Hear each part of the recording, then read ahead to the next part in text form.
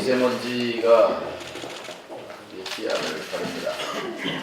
아마 내년에는 환경 문제를 들고 나오는 정당이 솟아오를 가능성이 있을 것 같습니다. 그러면 4월 총선 전후에서 아마 또 미세먼지가 극성을 부리는 계절이 될 텐데요. 어젯밤 12시 가까이 512조 내년도 2020년도 예산안을 제1야당 자유한국당의 강렬한 저항 속에 처리했습니다. 명분 없는 일입니다. 야당이 결국 예산안에 발목을 잡은 것은 선거제 개혁을 좌절시키고자 하는 지연전술, 또 그것이 밝혀지면서 우왕좌왕하던 갈팡질팡하던 여당이 4+1, 4+1 협의 결과를 가지고 예산안 처리를 한 겁니다. 그 장면을 보면서 한국 정치가 언제까지나 이렇게 권력 투쟁, 쟁투의 정치로 가야 하는지 막막한 심정이었습니다. 미세먼지처럼 한국 정치를 앞날이 오지 않는다는, 그렇기 때문에 바로 정치판 자체를 갈아야 하고, 갈기 위해서 이제 오늘 결전의 날이 마침 오늘 선거제 개혁의 날이 밝았습니다. 미세먼지와 안 보이지만 선거제 개혁이 적용되는 순간 한국 정치판은 요동칠 것입니다. 마지막 대안을 만들기 위한 협상이 남아 있습니다. 어차피 자유한국당은 예산조차도 이렇게 발목을 잡으려고 했는데 선거제 개혁, 공수처, 검경수사권에 대해서 결사항전을 하려고 할 것입니다. 그러나 그것은 국민적 지지를 받지 못하는 일이고, 지난 2년 동안 시간을 낭비하면서 전혀 생산적이지 않은 그런 비타입의 정치로 일관한 야당으로 보면 그 결과일 것이고, 또 여당으로 보면 마지못해 민주평화당에 끌려온 개혁이지만, 그러나 이 정권을 위해서 또 국민을 위해서 최소한의 개혁, 최저한의 개혁을 하게 된다는 점입니다. 한 가지만 못 박아둔다면, 오늘 이제 예산안 처리에 의해서 선거제 개혁을 맨 우선순위로 본다는 것은 8개월 전부터의 합의 사항이고 흔들릴 수 없는 원칙입니다. 선거제 개혁을 안건에 올리는 순간 아마 또 여러 가지 필리버스터 등 저항 활동이 시작되겠지만 단호한 의지로 이것을 극복해내야 합니다. 아직 마지막 협상이 남아 있어서 선거제 개혁과 관련해서 국민들께 이것이 국회의원들의 밥그릇 문제가 결코 아니고 약자들의 밥그릇 문제, 목소리 없는 사람들에게 길을 열어주는 것, 이 테이블에 둘러앉아 있는 사실상 300명은 100% 전원 기득권층에 속합니다. 그걸 부인할 사람은 아무도 없습니다. 기득권층을 넘어서서 한국 사회의 1% 안에 들어가는 사람들로만 의회를 구성한 사실상의 귀족원입니다.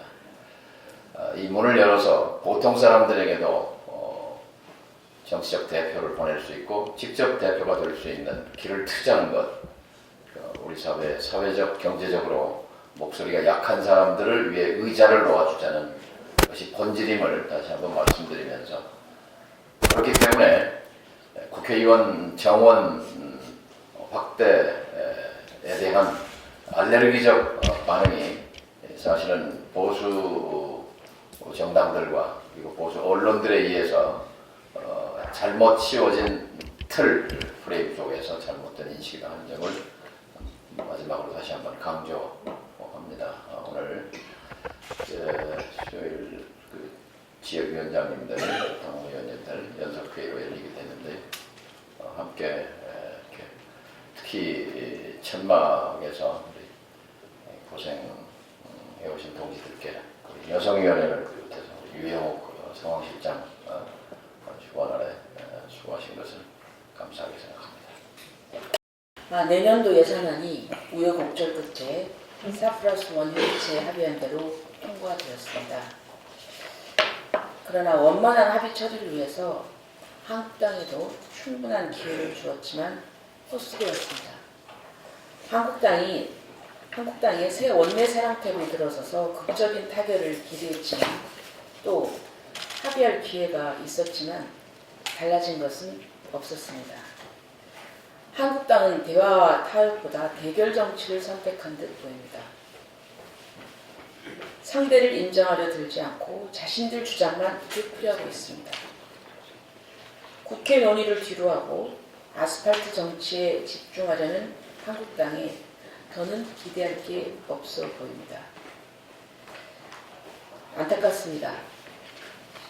민주주의는 대화와 타협이고 그리고 또 국가와 국민을 위해서 균형 있는 발전을 위해서 필요한데도 불구하고 이것을 거부했습니다. 과거 이건희 삼성그룹 회장은 한국의 경제는 2류, 행정은 3류, 정치는 4류라고 평가한 적이 있습니다. 24년 전 이른바 베이징 발언입니다. 대화와 타협을 포기하고 대결 정치에 몰두하는 한국당식 4류 정치, 이제 그만 벗어나야 합니다. 이제 새 예산안 처리로 한 고비는 넘겼습니다만 선거제 개혁, 공수처 집법 등 패스트트랙 법안과 각종 민생 법안 처리가 관건입니다. 4+1 협의체가 마련한 개혁 법안들을 신속히 처리해야 됩니다. 이번 일로 민주당은 단독으로는 이 모든 중요한 과제를 처리할 수가 없고 그리고 이 야당과의 협조가 제3, 제2, 제3, 제4의 야당과의 협조가 중요하다는 것을 깨닫고 계속 긴밀한 협조 체제를 유지하기 바랍니다. 민주당은 확고한 의지를 가지고 민생법안, 개혁법안 처리에 임해주실 것을 기대합니다. 또 지금 한반도 시계가 한치도 앞을 내다보기 어려운 상황입니다. 저는 지난 최고위에서 이 비상한 한반도 정세 타개를 위해서 문재인 대통령과 정부의 역할을 주문한 바 있었습니다. 북미 대화 재개를 위한 중재자, 촉진자로서 역할과 책임을 다해달라고 당부했습니다만 다행히 트럼프 대통령과 전화통화로 이어지긴 했습니다. 문재인 대통령의 역할이 그 어느 때보다 중요합니다. 오는 23일로 예정된 중국 방문의 성과도 기대합니다. 한중일 정상회의와 별도의 시진핑 주석, 또 아베 총리와 단독회담을 통해서 한반도 평화 정착을 위한 외교적 노력을 다해 주시기 바랍니다. 이상입니다. 결국 예산안이 통과가 되었습니다. 예산안 통과를 환영합니다. 자유한국당의 목리와 또 필리버스터를 뚫고 선거제 개혁과 사법개혁, 또 민생 법안도 속도를 더 내야 합니다. 자유한국당이 지금 선거제 개혁과 사법개혁을 가로막기 위해서 예산안을 지연시킨 행태는 두고두고 비난을 받을 것입니다. 그 비난을 모면하기 위해서 지금 4+1 협의를 근거 없는 것이다, 또 세금 도둑이다, 이런 식으로 마타도어를 만들어 가려고 하고 있습니다. 터무니없습니다. 작년 예산 처리에서도 자유한국당은 교섭단체인 바른미래당을 포함해서 민주평화당, 정의당을 다 제치고 더불어민주당과 예산안에 대해서 합의하고 통과시킨 바가 있습니다. 자유한국당의 주장대로 4대1이 근거가 없다면 작년에 자유한국당의 주장대로 4+1이 근거가 없는 것이라면 작년에 1+1도 근거가 없는 것입니다. 그리고 4+1이 세금 도둑이라면 작년에 1+1도 세금 도둑인 것입니다. 두 경우 모두 예결위 합의가 정상적인 합의가 어려운 상황에서 정부 여당이 과반수 통과가 가능한 예산안 수정안을 만드는 과정으로서 아무런 문제가 없습니다.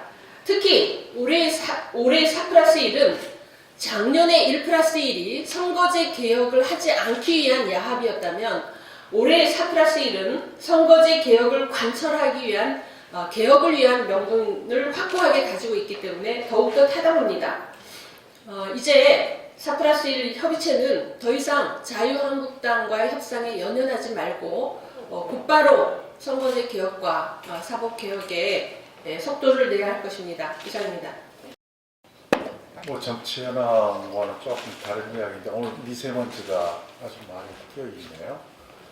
미세먼지 대책에 대해서는 우리 정부에서도 많은 예산들을 지금 투여하고 있고 중앙정부와 지방자치단체 간의 서로 협력들을 통해서 좀 풀어가고 있는데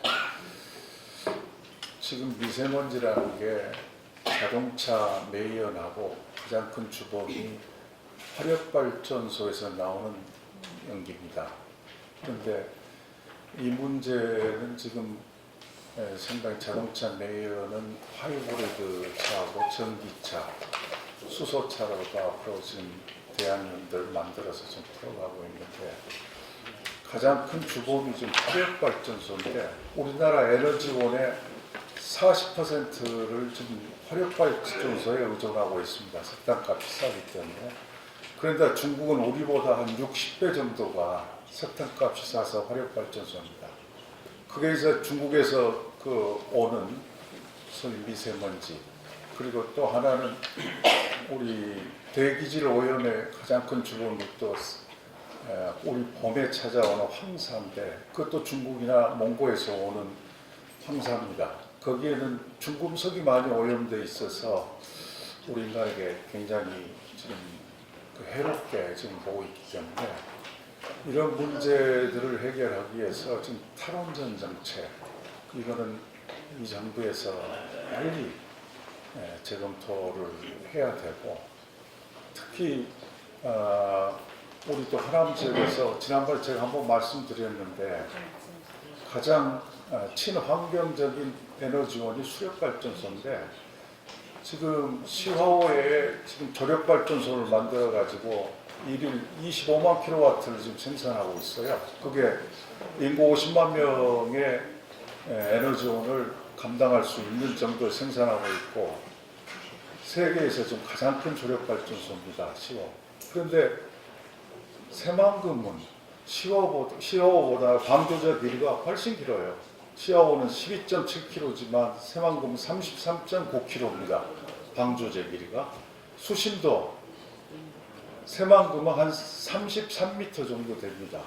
그리고 시화호는 17m 정도 되는데 거기에다가 조력발전소를 만들어 놓으면 조력발전소는 해수 유통에 효과가 있기 때문에 그 호소를 부패를 막는 데 가장 큰 작용들을 좀 하고 있거든요. 시화호는 이제 배수관문이 하나인데 다행히 조력발전소가 생겨가지고 지금 해수 유통을 하고 있는데 새만금호는 배수관문이 2개입니다.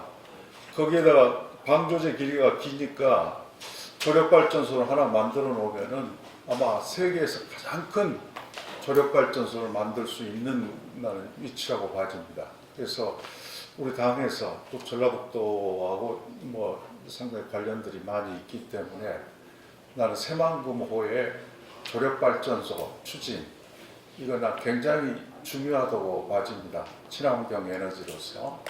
그리고 태양광을 지금 거기다 깔겠다고 그러는데 패널을 그 패널에 대해서 상당히 나중에 처리 문제에 대해서 좀 고심들을 하고 있는데 또 많은 공간이 필요합니다. 태양광은 또 보기도 싫고요. 그래서 나는 이번 기회에 우리 당에서 새만금의 조력발전소 이건 수력발전소인데 이거를 좀 추진해 가지고 또 여러 가지 환경 문제에 대처하는 대안으로서 우리가 잘 활용했으면 하는 생각에서 오늘 미세먼지가 많아서 말씀을 좀 드립니다. 제대로 당당하게 연동형 비례대표에 관철하자! 선거개혁 방해하는 자유한국당은 각성하라! 4+1 협의체 단일화 즉각 합의하라! 한국당 눈치 보는 민주당은 각성하라! 한 번 더 하겠습니다.